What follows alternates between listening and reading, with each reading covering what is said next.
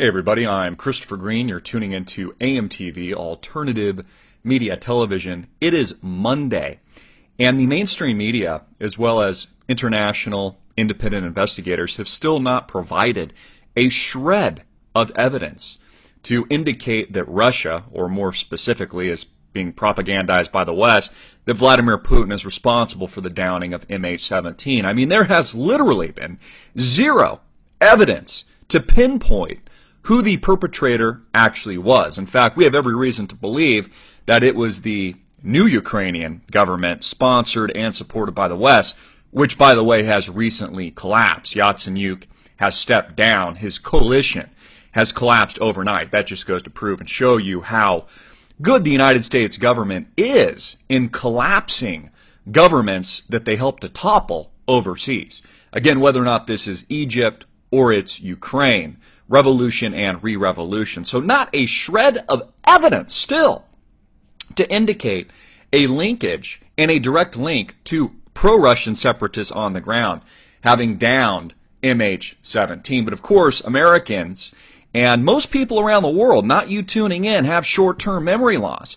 And because they were already told by the bullshit mainstream media that Vladimir Putin was directly responsible, and Russian separatists, what they would call terrorists, but are really could also be considered freedom fighters, depending on which side you're on, just kind of depends on which side of the fighting you're on, have such short-term memory loss that they'll actually believe the lies created by the mainstream bullshit narrative and by the machine that makes up the statist agenda today.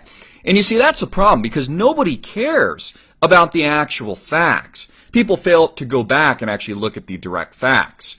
Here a report from CNN says fighting forces MH17 investigators to turn back again in Ukraine, meaning they have been unable to launch and actually carry out an independent investigation. So still no evidence to support either side is responsible for the downing of MH17. In fact, there had even been some reports that there was a military aircraft of some kind flying below or in the vicinity of MH17, which just doesn't jive with the story moments before it was shot down. Of course, there was also a report that I reported on a few days ago that indicated and confirmed that other pilots flying near MH17 at the time confirmed that ground control actually directed a direct rerouting of flight MH17 from its known flight path, its intentional flight path, moments before impact by an alleged missile. And again, none of those questions answered. I've done several videos on this, and again, people just don't care. They just believe whatever the mainstream bullshit media puts out in their faces. Dutch and Australian experts trying to reach the crash site of Malaysia Airlines Flight 17 in war-torn eastern Ukraine turned back for the second day Monday after hearing explosions and being told of heavy fighting in the area. And I've read different reports saying that there's some 1,100 dead in the Ukrainian area and the region since the fighting has continued over the past 4 months. And we have a similar gross fatality rate in the Gaza region, which has escalated, I believe, above 1,000 dead already. And thousands upon thousands, 4,000 was the last count, probably much higher, of people injured. And again, more bloodshed in both of these parts of the world. Again, I did several videos on this. Cover up, new evidence supports Flight 370. Another flight was hijacked, but again, short-term memory loss. And in this report, I specifically go over and provide sources that confirm that Flight 370 had malicious intent right after the flight took off, and that the cockpit had been tampered with. This was confirmed by independent investigators. Whether or not this was the Australian independent commission that did their evaluation, or this was the satellite company Inmarsat, both confirmed that the cockpit of Flight 370 was tampered with right after takeoff, within minutes after takeoff, before it turned a hard left. And they still haven't found this plane, by the way.